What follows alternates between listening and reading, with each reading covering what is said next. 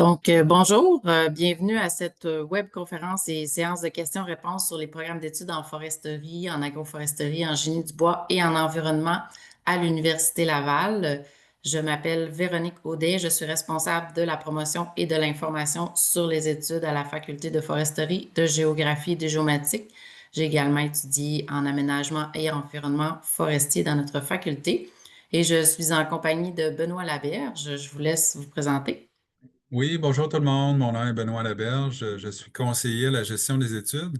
En fait, mon rôle ici à la faculté, c'est d'aider les étudiants à cheminer dans leur programme au baccalauréat ou maîtrise doctorat, les trois cycles. Puis j'aide aussi les directions de programme à gérer les programmes pour qu'ils soient toujours d'actualité. Bienvenue tout le monde. Ah, c'est ça, je vais aussi m'occuper du chat aujourd'hui pendant que Véronique fait sa présentation. Je vais être disponible pour répondre à vos questions sur le chat. Puis éventuellement, à la toute fin, là, si vous avez d'autres questions, on pourra prendre des questions de vive voix là, pour que ce soit peut-être plus simple pour vous. Merci Benoît. Donc, on va commencer sans plus tarder.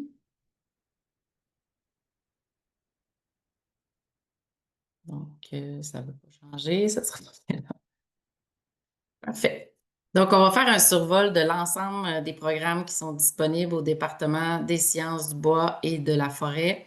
Donc, on a des programmes au premier, au deuxième et au troisième cycle. On est la seule université à offrir les formations aux trois cycles dans le domaine du génie forestier. Donc, on offre 4 baccalauréats, un en aménagement et environnement forestier qui mène à la profession d'ingénieur forestier, un en opération forestière qui est de type coopératif, on va voir plus loin en quoi ça consiste, un en génie du bois et un en environnement naturel et aménagé. On a également des programmes courts de deuxième cycle qui sont offerts, qui peuvent être suivis entièrement à distance. Donc, on a un microprogramme en agroforesterie et un autre en construction intégrée en bois. Au niveau des maîtrises, on a une maîtrise professionnelle en agroforesterie, une en sciences forestières de recherche ou professionnelle et une maîtrise en génie du bois et des matériaux biosourcés. On a également 2 doctorats de recherche en sciences forestières et un en génie du bois et des matériaux biosourcés. Donc, nous allons commencer avec les programmes de premier cycle. Pour le baccalauréat en aménagement et environnement forestier, c'est un baccalauréat qui est davantage axé sur la planification de l'aménagement forestier et de la gestion de la forêt. Donc, on va avoir des cours sur les inventaires, la cartographie, sur le diagnostic et les prescriptions. Moi, je dis souvent, l'ingénieur forestier, c'est un peu comme un médecin de la forêt.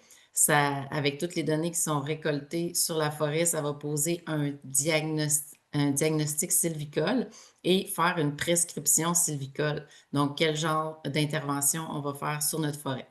Donc, il peut être également responsable de la planification des travaux en forêt comme le reboisement ou les éclaircies. Également, toutes les questions de protection des forêts contre les feux, les insectes, les maladies, l'aménagement intégré des ressources, comment tenir compte des besoins en habitat faunique dans nos choix d'aménagement et également tout ce qui est l'impact sur nos écosystèmes forestiers. Donc, on voit dans ce baccalauréat l'ensemble de l'écosystème forestier, autant les sols, l'hydrologie, la faune, l'évaluation forestière. Donc, vraiment tenir compte de l'ensemble des éléments de l'écosystème forestier pour faire nos choix d'aménagement. Il faut savoir qu'au Québec, l'Université Laval est la seule à offrir les formations menant au titre d'ingénieur forestier qui mène accès à l'Ordre des ingénieurs forestiers du Québec. Ici, on voit pas, c'est un peu petit, là, mais c'est pour vous donner une idée du cheminement. Donc, les cheminements sont disponibles sur notre site Internet sur chaque page de nos programmes de premier cycle. C'est pour vous donner une idée du cheminement sur 4 ans de la formation. Donc, les étudiants vont commencer avec des cours sur la dendrométrie, l'étude des arbres, la mesure des arbres, des cours sur les bases aussi de la foresterie. Puis, il y a de l'information pratique qui est présente partout dans la formation. Dès la première session, il y a des cours le vendredi sur le terrain. Et à chacun des étés, les 2 premiers étés, il y a des semaines intensives en forêt, entre autres à la forêt Montmorency. Entre autres, l'excursion en écologie forestière va permettre de faire le tour du Québec, d'aller voir différents types écologiques, de voir les types de peuplement. C'est sûr qu'au sud du Québec, ça ne sera pas les mêmes écosystèmes qu'au nord, donc ça permet de voir les sols, la végétation, de mieux comprendre aussi comment les forêts peuvent se régénérer selon les types d'arbres qu'on a. Donc, c'est très diversifié. Puis, plus on avance dans la formation, plus on va aller du côté appliqué de la foresterie. Donc, comment faire un plan d'aménagement forestier, comment planifier nos interventions en forêt. Fait que c'est beaucoup de travaux pratiques également en équipe. Donc, ça permet de mettre en pratique toutes les connaissances qui sont vues au début de la formation sur les écosystèmes forestiers. La deuxième formation est en opération forestière, donc mène également au titre d'ingénieur forestier. Va être davantage axée sur les opérations de récolte, de transport du bois en forêt, de construction des chemins également en forêt. C'est beaucoup de gestion des ressources humaines, des gestions financières et matérielles. C'est sûr que le diplômé de cette formation-là va faire davantage de terrain. Donc, c'est vraiment lui qui est au cœur des opérations sur le terrain. Il y a beaucoup aussi toutes les questions environnementales, l'application des normes environnementales qui doivent être suivies pour les ingénieurs forestiers qui travaillent. Donc, vont superviser les équipes terrain. Certains vont être contremaîtres des travaux sur le terrain. Puis de tout mettre aussi les nouvelles technologies là, à l'intérieur des opérations qu'on fait sur le terrain. Dans les deux cas, c'est des formations de 4 ans. Donc, toutes les bacs en génie au Québec sont d'une durée de 4 ans. Puis, pour les étudiants qui passent par la technique forestière avant, donc, on a l'opportunité d'avoir accès à un deck bac qui permet de faire la formation en 3 ans. Il y a certains critères là, pour avoir des préalables de sciences, mais s'il y en a qui ont des questions plus spécifiques à ce niveau-là, on va pouvoir répondre. Dans les deux cas là, des formations qu'on a dit, il y a 3 stages rémunérés et crédités. Ça permet d'aller chercher de 10 000 à 15 000 par stage. C'est vraiment intéressant. Dans le programme en opération forestière, il est de type coopératif. Donc, les stages sont obligatoires. C'est 3 stages obligatoires qui sont disponibles. Et il y a au moins un des stages qui doit se dérouler à la session d'automne ou à la session d'hiver. Et puis, ça implique une session de cours l'été. Tandis qu'en aménagement environnement forestier, c'est 3 stages rémunérés optionnels qui se déroulent aux sessions d'été. Dans les deux cas, la majorité de nos étudiants vont faire des stages ou vont travailler là, pendant les sessions d'été parce que pour accéder à l'Ordre des ingénieurs forestiers du Québec, on doit faire 32 semaines de stage sous la supervision d'un ingénieur forestier et les semaines peuvent être comptabilisées dès la première année de notre formation auprès de l'Ordre des ingénieurs forestiers. Et il y a possibilité d'aller étudier une session à l'étranger, une ou 2 sessions à l'étranger avec le profil international. Puis vous voyez là les différentes destinations avec qui on a des ententes, la Suède, la France, l'Allemagne, les États-Unis, le Costa Rica, la République tchèque et on a une entente spéciale avec l'Université de la Colombie-Britannique au Canada. On voit le cheminement en opération forestière. Donc, oui, il y a plusieurs cours communs entre les deux formations, mais plus on avance dans la formation, plus les gens en opération forestière vont avoir des cours sur la mécanique des engins forestiers, la mécanique des sols, sur l'analyse économique, sur la planification des opérations terrain, sur les technologies aussi qui sont reliées au travail forestier. Beaucoup de cours en organisation du travail forestier. Puis, on voit la session de l'été 2028. Donc, il y a des cours à cette session-là. Donc, dès le premier été, il y a des stages. Deuxième été, ensuite, ça va être à l'hiver suivant qu'on peut avoir des stages. Puis, le quatrième stage, qui est optionnel, peut se dérouler à l'automne. Donc, c'est quand même intéressant. On peut aller chercher un très bon revenu et plusieurs expériences concrètes. Ici, on a un tableau qui différencie un peu justement les cours qui sont pas les mêmes dans la formation, dans les cours obligatoires. Donc, on voit que c'est plus en écologie forestière, en aménagement écosystémique. On a un cours sur la foresterie autochtone, sur l'aménagement des forêts privées, sur la faune, qui va être plus en aménagement. Puis en opération forestière, on voit plus les notions de mécanique, de planification du travail, d'organisation du travail également qui sont disponibles. On a un graphique qui répartit les ingénieurs forestiers au Québec. Donc, il y a environ 2000 ingénieurs forestiers au Québec répartis dans toutes les régions. Le plus gros employeur, c'est la fonction publique, le ministère des Forêts, parce qu'au Québec, c'est 90% de la forêt qui est publique, donc qui appartient à l'État ou à l'ensemble des citoyens. En fait, on pourrait dire ça comme ça, mais la gestion relève du ministère des Forêts. Il y a aussi beaucoup d'ingénieurs forestiers pour l'industrie forestière, pour les organismes parapublics comme la CEPAC, la Fédération des pourvoiries, l'Association des ZEC, même l'Association des motoneigistes a un ingénieur forestier. Donc, leur rôle, c'est d'analyser les plans d'aménagement forestier, d'amener des suggestions de modifications qui répondent mieux à leurs besoins. Donc, vont faire des négociations avec le ministère des Forêts pour répondre aux organismes là, qui le représentent. Puis, ben, c'est sûr qu'en étant ingénieur forestier, ça permet de mieux comprendre.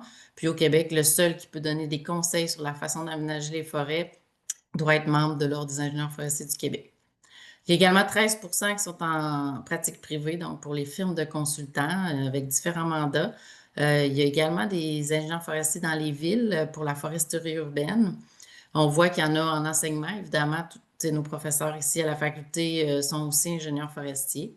Puis, dans la région de la capitale nationale, c'est également là qu'on retrouve la plus grande concentration de chercheurs en foresterie au Canada.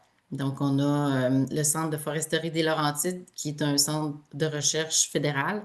On a également la direction de la recherche forestière qui est provinciale et l'Université Laval qui regroupe plusieurs chercheurs, FP Innovation au niveau des opérations forestières. Donc, ça bouge pas mal au niveau de la recherche dans la région. CERFO, qui est un centre de recherche collégial aussi. Ici, on a la répartition par région du Québec. On voit quand même, on peut penser souvent que c'est dans le nord. Oui, les opérations forestières sont plus au nord, mais il y a quand même une grande concentration d'ingénieurs forestiers dans la capitale nationale parce que le siège social du ministère des Forêts est à Québec. Puis, il y a plusieurs firmes de consultants et on parlait aussi des chercheurs en foresterie qui sont tous à Québec aussi, mais bon, se déplacent pour aller faire les recherches un peu partout au Québec parce que la forêt elle se retrouve dans toutes les régions du Québec. On voyait la statistique aussi, là, 19% des femmes, ce chiffre est en augmentation à chaque année. Nous, dans nos formations, il peut y avoir environ 25% à 30% de filles, tout dépendant des programmes là, de formation.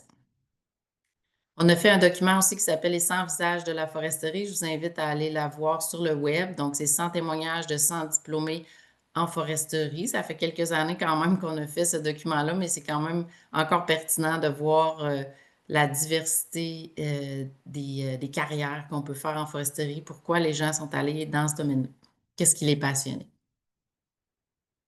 Ensuite, on passe au niveau du génie du bois, qui est la suite. En fait, le baccalauréat coopératif en génie du bois, c'est la transformation du matériau bois. Donc, une fois qu'on a récolté l'arbre, qu'est-ce qu'on fait avec notre arbre?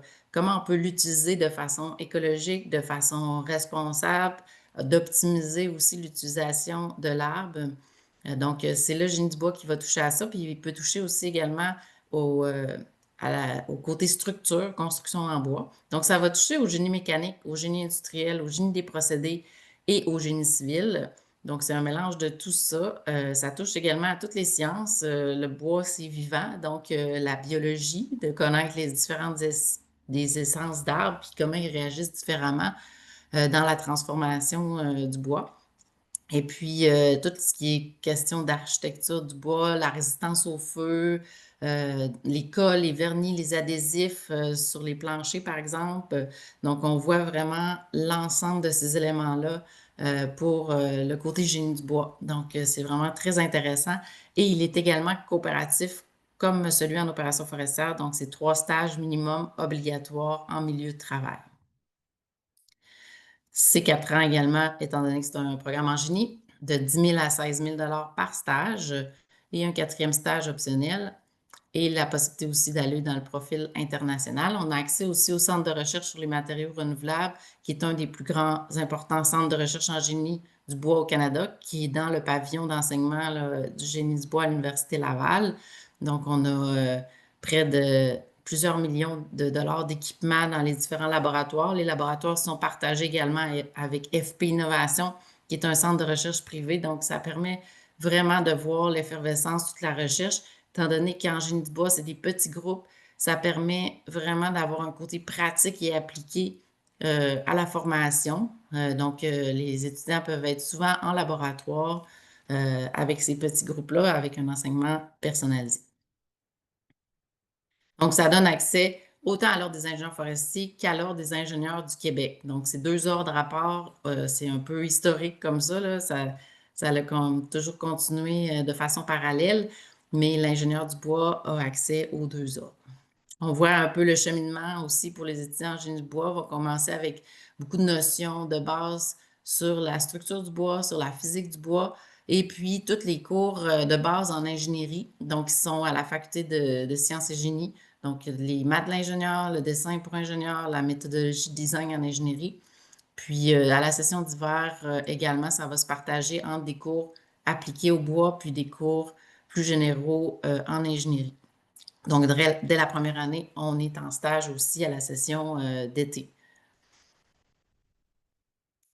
Ensuite, l'autre baccalauréat qu'on offre est d'une durée de 3 ans, donc en lien avec la conservation des milieux naturels, un bac en environnement naturel et aménagé. Donc là, on ne touche pas uniquement à l'écosystème forestier, on va toucher à l'ensemble du milieu naturel, donc les écosystèmes aquatiques, les écosystèmes nordiques, les milieux humides, la faune, la flore, l'ornithologie.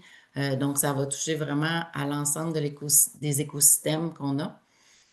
Donc, c'est en partenariat avec le département de biologie de l'Université Laval qui est rattaché à la faculté de sciences et génie. Les étudiants vont avoir des cours en biologie, des cours qui sont aussi en géographie, qui ont un lien avec, par exemple, les changements climatiques, la climatologie, quelques cours en foresterie, puis des cours uniquement pour leur cours, des cours intégrateurs en environnement qui permettent de mettre en commun l'ensemble des connaissances qui sont acquises pendant la formation. Donc, c'est un bac en sciences appliquées, donc très concret. Vous avez aussi des cours optionnels dans plusieurs domaines qu'on a nommés, comme les agrosystèmes, les écosystèmes nordiques, aquatiques, forestiers, les éléments quantitatifs de l'environnement aussi. Et puis, un grand projet de conservation à la fin du bac qui permet de mettre en application concrète ce qui est vu.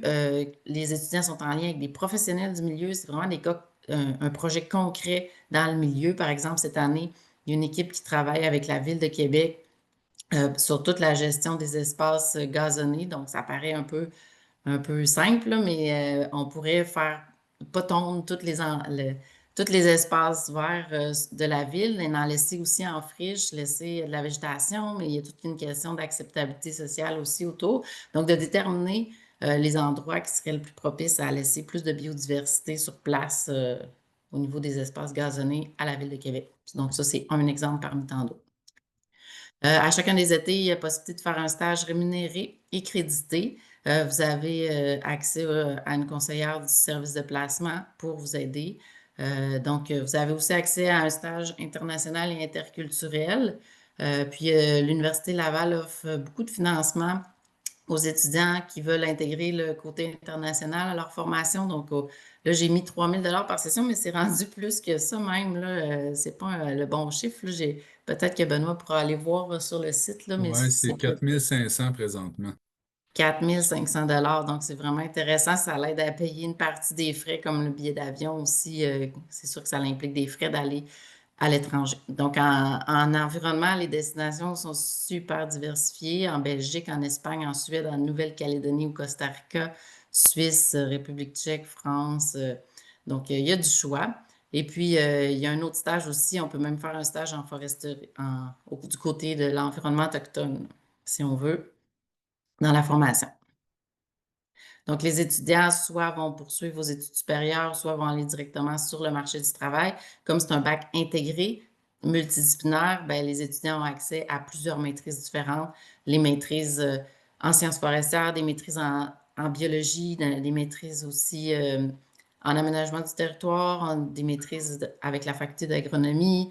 Donc, ça permet d'avoir accès à plusieurs maîtrises différentes.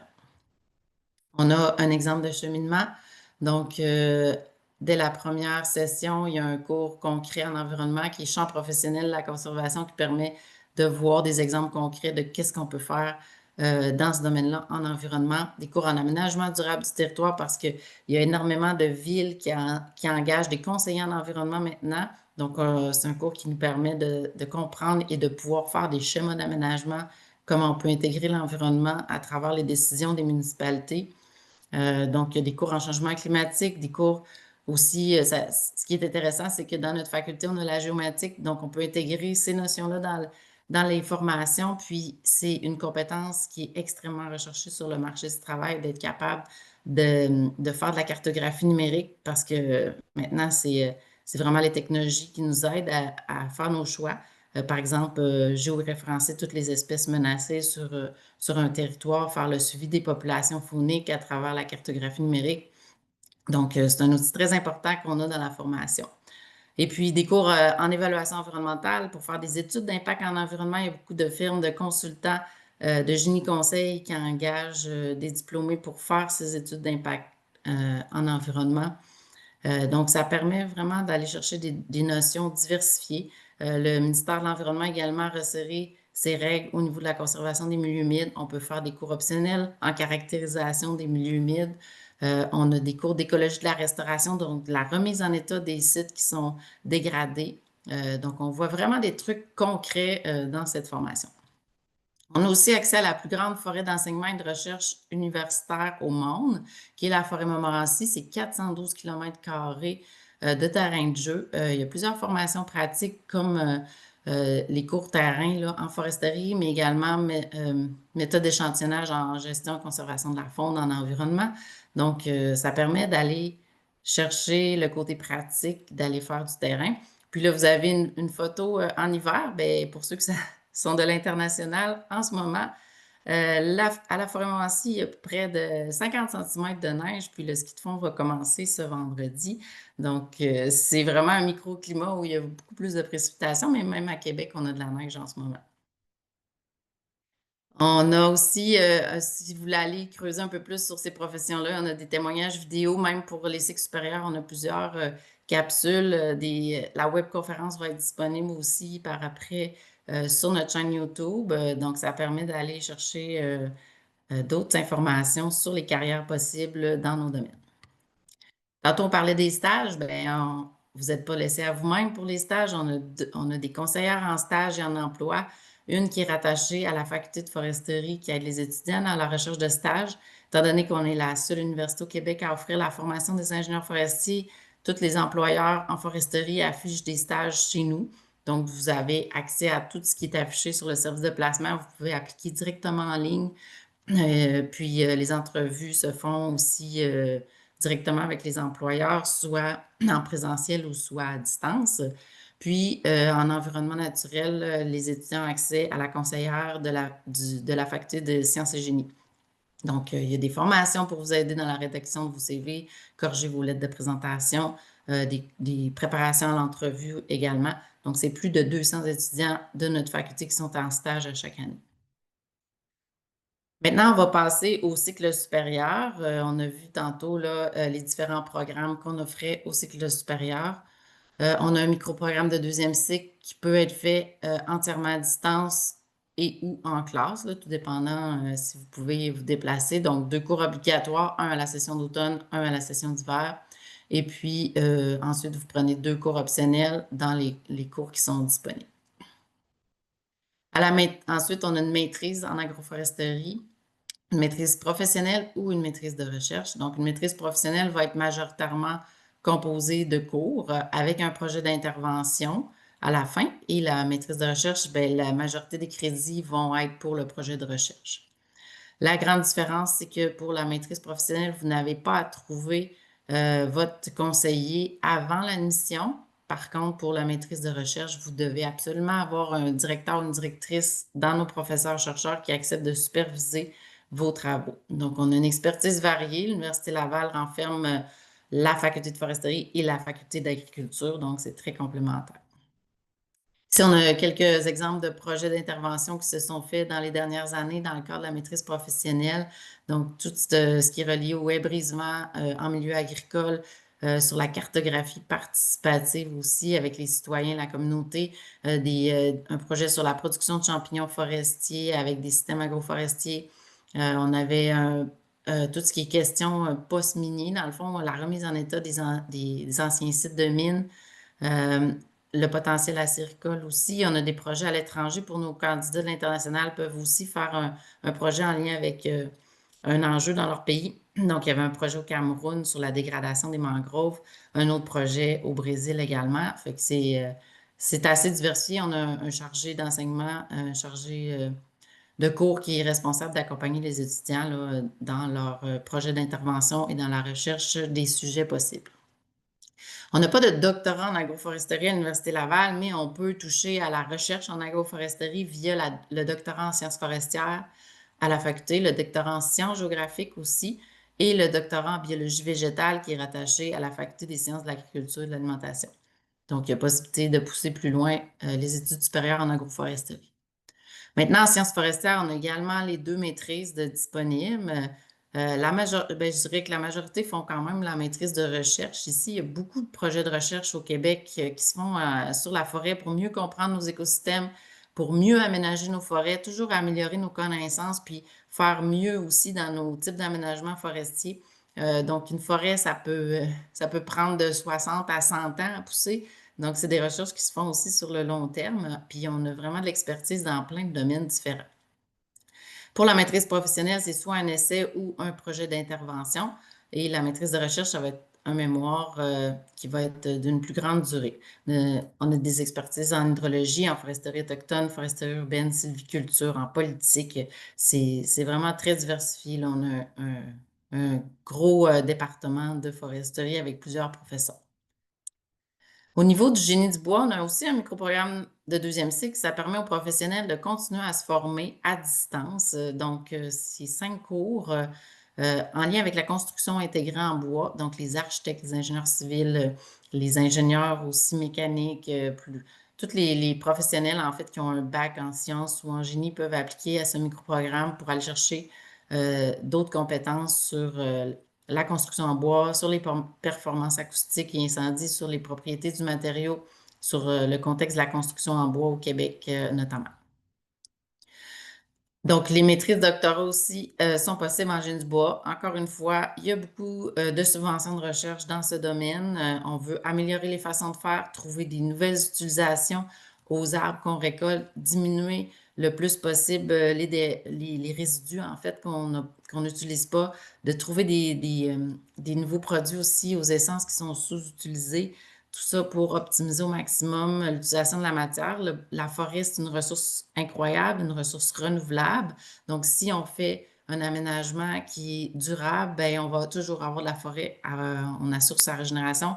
Donc, c'est un des matériaux les plus écologiques à utiliser, notamment dans la construction des résidences ou même commerciales. Donc, les projets sont autant en chimie du bois, sur les composites à base de bois, sur la physique, sur la construction éco-responsable, sur la charpente. Il y en a pour tous les goûts. Donc, au cycle supérieur, on a des gens en génie, on a des gens en chimie. On peut provenir de plusieurs milieux différents. Il y a beaucoup de monde de l'international pour ces maîtrises en génie du bois. Parce que la majorité de nos étudiants vont aller directement sur le marché du travail après leur formation d'ingénierie. Quelques-uns vont continuer en recherche, là, mais c'est toutes des maîtrises de recherche qui ont un bon potentiel pour avoir des subventions, pour avoir des bourses également au niveau de nos études. Donc, on peut aller voir, il y a des projets de recherche qui sont affichés sur le site de l'Université Laval. Donc, vous pouvez aller voir ce qui est en cours, les projets qui sont à la recherche d'étudiants, mais il y a beaucoup de professeurs qui n'affichent pas leurs projets. Vous pouvez les contacter directement aussi pour voir les opportunités de recherche avec eux. Donc, j'ai quelques conseils ici pour ceux qui veulent aller au cycle supérieur. Donc, c'est important d'avoir toujours un courriel personnalisé, de ne pas faire des courriels de masse ou toujours le même, de mentionner les raisons pour lesquelles vous souhaitez collaborer avec ce chercheur. C'est quoi votre parcours universitaire, mais c'est quoi vos intérêts de recherche en lien avec son champ d'application. Puis, si vous êtes capable de lire certains de ces articles scientifiques, c'est encore mieux parce que ça va vraiment démontrer votre intérêt. les professeurs reçoivent vraiment beaucoup de courriels pour demander des supervisions. Donc, il faut savoir se démarquer. Donc, dans chaque page programme de maîtrise doctorat, nous avons mis les professeurs avec leur expertise de recherche qui peuvent superviser nos étudiants.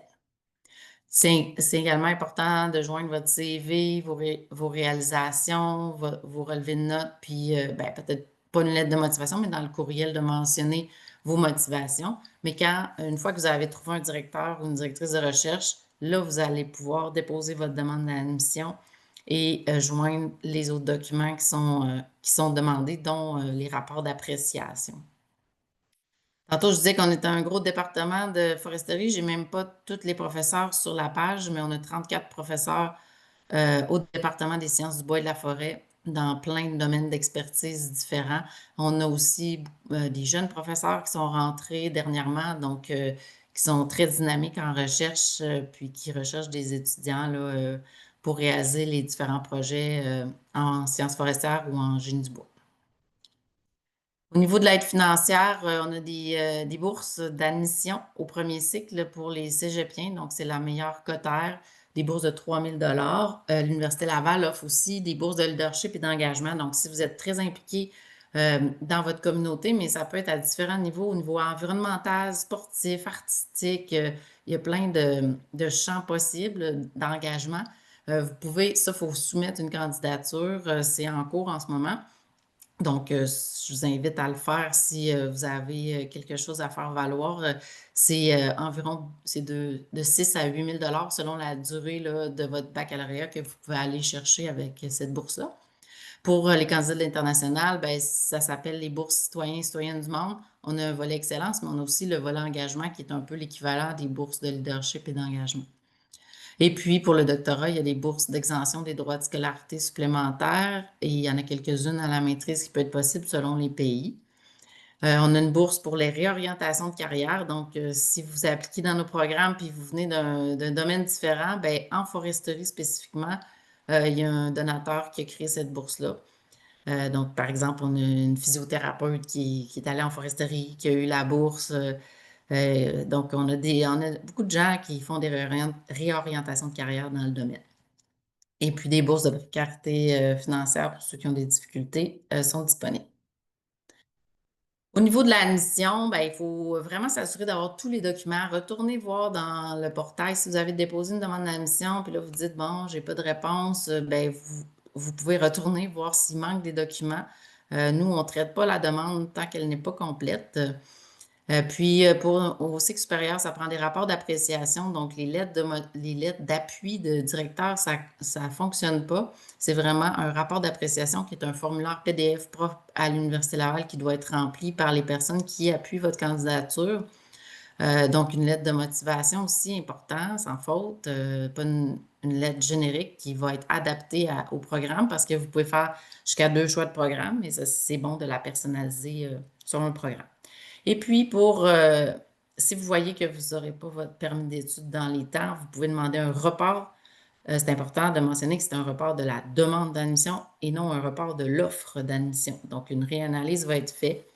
Et puis, quand c'est une maîtrise de recherche, il faut s'assurer que le directeur veut toujours vous encadrer dans la session suivante. On peut faire maintenant des reports seulement vers la session d'automne. Exceptionnellement, il peut y avoir certains reports là, pour les maîtrises avec recherche là, pour que le projet débute plus tôt. Il peut y avoir des petites des, des petites mesures spéciales pour ceux qui voudraient arriver à l'hiver, mais ça, c'est du cas par cas, mais majoritairement, c'est vers la session d'automne suivant que le report va être fait. Vous avez sur la présentation les dates limites là, pour la session d'hiver. Euh, c'est quand même après que la session soit commencée qu'on peut demander le report. Donc, si vous avez été admis, par exemple, à la session d'hiver, vous avez jusqu'au 31 janvier pour demander au registraire de reporter votre demande d'admission pour la session suivante. Puis, il faut que vous ayez eu une offre d'admission dans le programme pour pouvoir avoir un report. Donc, si vous avez une vue aérienne de l'Université Laval, c'est vraiment comme un mini quartier dans la ville de Québec. C'est un peu un campus à l'américaine. Nous, on est vraiment situé là où il y a la petite flèche. Ça, c'est la gestion des études de la faculté de foresterie. On a grandes installations sportives, le stade de football. On a également plusieurs résidences sur le campus. Donc, la majorité des cours vont être dans le pavillon Abisby Price ou Kruger, mais il y a certains autres cours plus généraux qui vont aller dans d'autres pavillons, là, en sciences et génie ou en administration, par exemple. Donc, on a des résidences sur le campus, on a des résidences mixtes et on a une résidence qui est aussi de femmes seulement. C'est 427 par mois, donc c'est une chambre. Vous partagez les salles de bain et aussi la cafétéria là, qui est commune. Puis, on a sur le campus en construction en ce moment une résidence autochtone, donc qui va être réservée aux gens des premiers peuples. Et puis, une autre résidence qui va être plus sous forme d'appartement, de studio, donc qui va répondre à un besoin différent là, des résidences qu'on a actuellement. Donc, les résidences autochtones sont prévues d'être prêtes pour autour de l'automne 2026, puis pour les nouvelles résidences, ça vient tout juste de commencer, donc c'est plus à l'automne 2027. Les tarifs, c'est sûr qu'ils vont être différents là, parce qu'avoir un appartement au complet, là, ça ne sera pas les mêmes tarifs. Donc, nous, on est une petite faculté. L'Université Laval, c'est plus de 45 000 étudiants. Ils ne sont pas tous sur le campus, mais nous, c'est une petite faculté à l'intérieur de cette université. Donc, c'est une ambiance très familiale. Les étudiants sont très proches, peuvent facilement discuter avec les professeurs. Donc, c'est vraiment agréable de venir sur le campus. Si jamais vous n'avez pas eu la chance de participer, pour ceux qui sont au Québec, aux portes ouvertes qui avaient lieu la fin de semaine dernière, ben, il va y avoir une autre porte ouverte le 7 février prochain. Donc, on va passer maintenant à la séance de questions-réponses. Je vais arrêter le partage, puis on va débloquer aussi les micros. Je pense, Benoît, tu dois avoir répondu à plusieurs Ben, questions. il y a pas eu de questions sauf une, là, Ah, OK. oui. Les chats étaient gênés. Donc, je pense qu'il y a une question de Emmanuel Moreno. Vous pouvez réactiver votre micro. Euh, Bonjour, chez nous ici c'est bonsoir parce que je suis en République démocratique du Congo. Il est 19h38 minutes. Merci pour cette conférence, pour cette opportunité. Merci pour tout. C'est très clair. Et la question est la suivante. Et lorsque vous écrivez au directeur ou celui que vous sollicitez pour qu'il soit le directeur de votre recherche et que ce dernier garde silence parce que pour moi, par exemple, le délai c'est le 14. J'ai déjà écrit, j'ai fait déjà un mail, des rappels. Jusque-là, il n'y a pas de feedback. Je ne sais pas qu'est-ce qu'on peut faire dans ce contexte. Ça, c'est pour la recherche en thèse de doctorat. J'ai également une autre question concernant, j'avais vu au niveau des bacs, les premiers slides qui a été présenté, où vous faites allusion à, si je ne me trompe pas, aux études d'impact sur les écosystèmes. Et je souhaiterais savoir si ça prend en compte aussi les études d'impact socio-environnemental, les activités forestières, si les communautés environnantes, les zones concernées par les activités environnementales. Pourquoi je pose cette question? Parce que tout le monde qui fait ces études n'est pas appelé à travailler au Canada. Vous pouvez vous retrouver, par exemple, dans les pays du Sud, où il y a des sérieux problèmes socio-environnementaux dus aux activités de déforestation. Et j'aimerais savoir si ça prend en compte ce genre d'aspects dans les études d'impact écosystème. Merci. Bien, ça, c'est pour les études de premier cycle. C'est sûr que la formation est axée beaucoup sur le Québec parce que ça forme les ingénieurs forestiers québécois. Donc, mais Mhm. oui, ça peut s'appliquer ailleurs. On a un cours d'aménagement intégré des ressources où on voit justement l'ensemble des utilisateurs qui ont le pouvoir. Nous, au Québec, on a des tables de concertation où les gens peuvent émettre leurs besoins aussi pour arriver à avoir un plan d'aménagement qui est concerté. Donc, après ça, c'est de l'extrapoler. C'est sûr que dans d'autres pays, ça va être différent. On a un cours de géographie forestière aussi qui touche un peu à l'international, puis une mission d'études en foresterie internationale. Mais la formation de premier cycle, c'est sûr que ça va être beaucoup sur les exemples québécois. OK, merci. Véronique, il y a quelqu'un qui pose une question sur le chat. C'est Gaston Boudier qui demande si, pour les admissions au baccalauréat, s'il y a possibilité de reconnaître des acquis. La réponse est oui. Normalement, ce qu'on fait dans ce temps-là, c'est qu'une fois que vous êtes admis à votre programme, on peut alors se rencontrer puis on regarde ce que vous avez fait dans vos études antérieures. L'idée, c'est que vous devez démontrer que dans les cours que vous avez suivis avant d'arriver ici, d'abord, ce doit être des cours de niveau universitaire et ensuite, on doit démontrer, par exemple, dans tel et tel cours qui m'attend dans mon programme. Je crois avoir vu l'équivalent dans tel et tel cours que j'ai suivi déjà. Donc, on monte un dossier comme ça, puis nous, on l'analyse avec la direction de programme, puis ça débouche parfois avec des équivalences de cours, effectivement. Puis, Monsieur Gaston Boudier demandait également, je suis titulaire d'une maîtrise en génie mécanique dans mon pays d'origine, le Cameroun, et j'aimerais suivre cette formation. Euh, Si vous avez l'opportunité d'ouvrir votre micro, Gaston Boudier, on pourrait vous écouter, juste pour bien saisir votre question, si c'est possible pour vous là, d'ouvrir votre micro. Mais c'est sûr qu'avec une maîtrise en génie mécanique, ça peut être possible d'appliquer à nos baccalauréats, mais on va tenir compte aussi on recule quand même plus loin là, avec les examens du bac. Donc, on a besoin de l'ensemble des relevés de notes de revenir à la question d'Emmanuel Moreno, c'est sûr que là, il y a une date limite qui est écrite, mais si jamais vous trouvez un directeur qui accepte de vous superviser après la date, là, c'est quand même possible de modifier le dossier d'admission par la suite. Il y avait Ok, Caroline merci, Landry. merci. Oui, bonjour. Je suis conseillère d'orientation au Centre d'aide à la communauté étudiante. Vous avez parlé beaucoup des programmes. Vraiment, c'est super intéressant. Ça me donne beaucoup d'informations à communiquer aux étudiants. Je me demandais si vous aviez un profil qui distingue, là, par exemple, au niveau des intérêts ou de personnalité chez vos étudiants, ou c'est plutôt hétérogène. Ben, non, c'est des gens qui aiment beaucoup le plein air, l'environnement, le milieu naturel, même nous, on renferme les programmes de foresterie, de géographie, d'environnement. Donc, c'est un peu le même profil. C'est sûr que chacun va avoir quand même des différences, là, mais c'est des gens à la base qui aiment les sciences appliquées, qui aiment l'environnement aussi, les milieux naturels. Pour ces programmes-là. En génie du bois, ça va être un peu différent aussi, là, parce que ça touche plus à l'ingénierie mécanique souvent nos étudiants ont quand même un intérêt pour le matériau bois, la beauté, le lien environnemental avec cette formation-là. Est-ce que la valeur du respect de l'environnement est quand même important? Est-ce que vous le voyez dans votre programme chez les étudiants? Ben, à travers nos étudiants ou dans notre formation? Ben, les deux, les deux.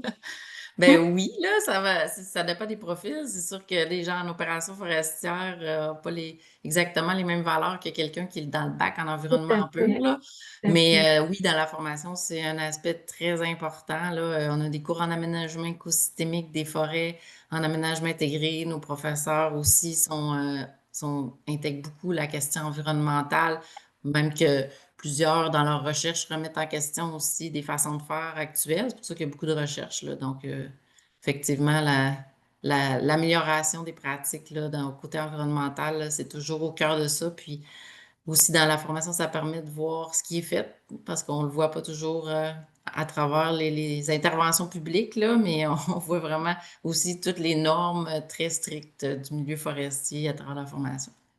Parfait, merci. Véronique, il y a quelques questions dans le chat que je vais Oui. lire et tenter de répondre. Il y a Pierre Molène qui demande si c'est possible pour un étudiant international de changer de programme une fois arrivé au Canada. Là, c'est un peu particulier parce que, étant donné que les étudiants internationaux sont régis par en fait, des permis Permis d'études. d'études, c'est important on ne peut pas nécessairement vous dire oui ou non sur cette question-là parce que ça dépend de ce qui vous est demandé par l'immigration. Donc là, je ne pourrais pas vous répondre avec certitude, malheureusement. Donc, l'idéal, évidemment, c'est de choisir le bon programme d'entrée de jeu puis de faire une demande à ce moment-là de permis d'études avec le bon programme. Maintenant, est-ce que c'est possible de changer en cours de route? Je ne pourrais pas vous répondre parce que je n'ai pas l'autorité d'immigration là, pour vous répondre, malheureusement. Mais c'est ça, ça prend des conseillers en immigration là, pour les questions plus comme ça. C'est sûr que maintenant, en plus, le permis d'études est rattaché à l'université d'accueil. Donc là, si vous changez d'université au Québec, là, ça va être vraiment une autre demande de permis d'études. Là. Il y a vraiment des modifications. Puis aussi, si on change de cycle là, d'études, ça peut être différent. Là. Donc, on a une adresse qui s'appelle immigration à commercial reg.ulevel.ca pour les futurs étudiants.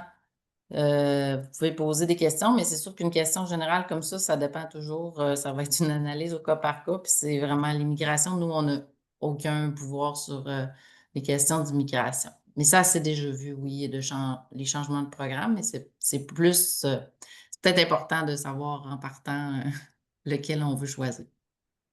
J'ai une autre question. En fait, il y a quelques questions dans le chat là, qui s'accumulent. Il y a Mort Tala Diop qui demande qui a un master en droit de l'environnement et du foncier, puis qui demande comment accéder à un master dont vous parlez sans doute de la maîtrise ici, laquelle je ne sais pas. Mais normalement, vous demandez la moyenne requise. Normalement, pour les maîtrises, la moyenne de 3 euh, Sur 4,33, sur donc 4,33, on fait des comparaisons avec ce que vous avez fait à l'extérieur, là, pour les études internationaux. Il y a des gens puis on a des barèmes pour ça, là. Mais normalement, il faut faire une demande d'admission de toute façon, présenter tous vos dossiers, tous vos documents, relever une note des différentes études que vous avez. Puis à ce moment-là, on fait l'analyse complète. c'est ça. Puis c'est sûr que la moyenne là, sur 20, ça peut être de 12 à 14 selon les directeurs de programme. Il y a vraiment faut avoir vraiment l'ensemble du dossier complet, puis les rapports d'appréciation, la lettre de motivation, tout est pris en compte. Puis pour les maîtrises de recherche, ben, l'élément prioritaire, c'est d'avoir un directeur qui accepte de vous superviser. Puis il y a Jean-Dieu Landry aussi qui demande, qui est titulaire d'un master en environnement, santé et développement durable, qui demande s'il peut postuler directement au niveau maîtrise. En fait, il faut d'abord avoir l'équivalent d'un baccalauréat pour accéder à la maîtrise ici. Donc, ce sera dans le courant de l'analyse de vos documents, de vos relevés de notes et tout ça qu'on va pouvoir Ben, avec un juger. master 1, vous auriez le niveau pour appliquer à la maîtrise, là, mais il faut avoir OK. vraiment comme tous les documents. Puis là, je vois qu'il y en a qui sont dans le domaine de l'environnement, mais l'environnement, oui, est traité à travers les sciences forestières, mais aussi on a une maîtrise en biogéosciences de l'environnement. On va en traiter davantage dans notre autre webconférence qui concerne les programmes en géographie, en développement durable du territoire en tourisme et on va aussi parler de la maîtrise en biogéosciences de l'environnement qui est rattachée au département de géographie. Puis l'autre, je voyais qu'il était aussi en foncier. Donc, le foncier est plus dans le département de géomatique, là, fait que ça dépend de quel sujet vous voulez traiter à la maîtrise. Je pense qu'il y avait d'autres questions, Benoît, dans le chat. Oui, j'en prends une là, d'Aïchatou Alpha Sika qui demande comment entamer une demande d'admission au baccalauréat en aménagement forestier, par exemple. Dans le fond, vous faites une demande d'admission. Ce qu'on regarde pour le baccalauréat, on regarde vos études antérieures. On veut s'assurer que vous avez les préalables scientifiques requis pour par exemple, le bac en aménagement forestier. Donc, on regarde principalement vos relevés de notes des examens du bac ou l'équivalent.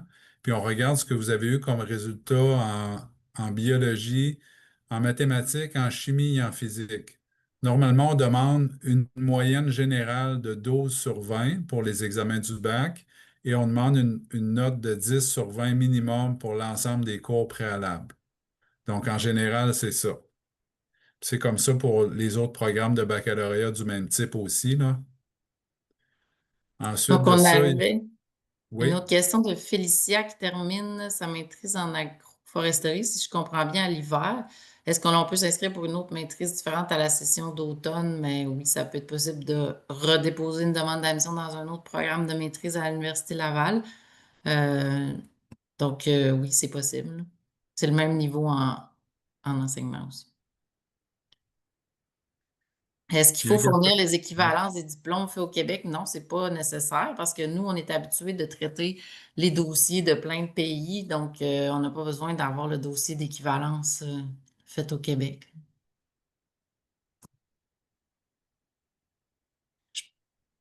Je crois que Emmanuel avait une deuxième question. Vous pouvez ouvrir votre micro si vous voulez. Ok, merci. Ma question est la suivante. Est-ce que les étudiants internationaux ne peuvent postuler qu'en session d'automne ou n'importe quelle session? Merci. Ça dépend des programmes. Sur le site de l'Université Laval, ça va toujours être inscrit la session d'admission. Donc, la plupart du temps, c'est possible à l'automne et à l'hiver. Puis, il y a certains certificats qui sont possibles à l'été aussi. Puis, pour certains maîtrises de recherche, là, ça peut, là, à l'été, mais c'est du cas par cas. Donc, pour les candidats de l'international, la date limite est le 1er février pour la session d'automne et le 1er juillet pour la session d'hiver. Donc, ces dates limites-là tiennent compte des délais pour obtenir les permis d'études qui peuvent aller jusqu'à 6 mois parfois. Donc, on a mis des dates limites pour l'admission. 1er juillet 2026. Ben, pour la session d'hiver 2027, Ok, puis le merci. 1er février 2026 pour la session d'automne 2026. Donc, il y avait Pierre Molène, Oui, c'est ça. Dans le fond, c'est un peu la même question qu'on a eue tout à l'heure, le changement de programme en cours de route pour un étudiant ou une étudiante internationale. Évidemment, si vous vous appliquez, par exemple, sur votre permis d'études avec le programme de maîtrise en agroforesterie, maîtrise professionnelle, et que vous voulez changer de programme, donc maîtrise mémoire une fois rendu ici, ou par exemple un peu plus tard, mais encore une fois, il faut vous assurer qu'avec l'immigration, ça fonctionne. Donc, il y aura des recherches à faire. Puis comme le disait Véronique tout à l'heure, on a des spécialistes ici à l'Université Laval en immigration qui peuvent vous conseiller. Donc, si c'est quelque chose qui doit arriver de votre côté, de changer de programme pour peu importe les raisons, il y a des gens qui peuvent vous dire les conséquences de faire ça, si c'est possible ou non. c'est ça. Mais si on passe de la maîtrise professionnelle en agroforesterie vers la maîtrise de recherche en agroforesterie, ben, tu sais, c'est plus facilitant quand même. On a une étudiante qui a fait ça, qui passait à la maîtrise en sciences forestières parce qu'elle a trouvé un projet de recherche. Mais oui, il faut, avant de faire le mouvement, il faut quand même se renseigner. Puis les conseils, une fois que vous êtes admis à l'Université Laval, que vous êtes inscrit à l'Université Laval, là, vous avez accès aux conseillers en immigration du bureau de la vie étudiante. Donc, vous pouvez prendre des rendez-vous avec eux qui ont été formés là, sur les questions d'immigration, puis qui ont le droit de donner des conseils là, sur pour vous aider à modifier votre permis d'études si vous faites un changement de programme. Est-ce qu'il est possible de commencer une thèse en génie du bois? Je suis bac+5 en génie civil. Donc, ben là, ça dépend. Là, une thèse, ben parce que nous, à la maîtrise, on appelle ça un mémoire, puis au doctorat, on appelle ça une thèse. Donc, ça dépend si vous l'appliquez à la maîtrise ou au doctorat. Mais comme ça, là, il faudrait vraiment avoir votre dossier d'admission pour pouvoir répondre. Mais oui, c'est possible avec le génie civil d'appliquer dans le génie du bois. On a une chaire de recherche qui a été, ben, on avait une chaire de recherche en construction éco-responsable. Maintenant, on a une chaire de recherche sur les bâtiments durables. Donc, il y a plusieurs projets de recherche en recrutement. Donc, eux vont pouvoir aussi déterminer si votre profil répond plus à la maîtrise ou au doctorat.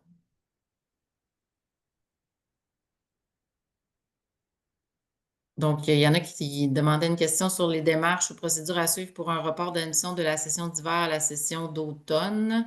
Donc, si vous cherchez dans Google, là, report d'admission Université Laval, il y a une page où ça décrit quand même tous les renseignements à fournir. Mais si vous n'êtes pas certain, vous pouvez aussi nous écrire à info@ffgg.ulaval.ca.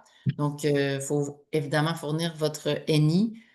Puis, il y a des renseignements précis là, à fournir pour justifier la demande de report. Il y a une question, quelqu'un qui a la main levée. Aïe Katou, je ne sais pas si je le dis correctement. Vous pouvez ouvrir votre micro.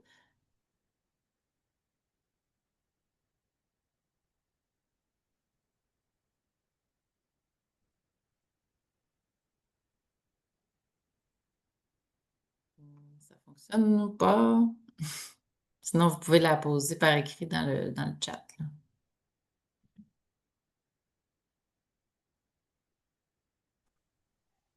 Oui. Bonsoir, je suis Aïchatou Alpha Sika depuis le Togo. J'aimerais savoir quelles sont les exigences d'admission au baccalauréat en aménagement forestier et comment s'apprêter pour la première année.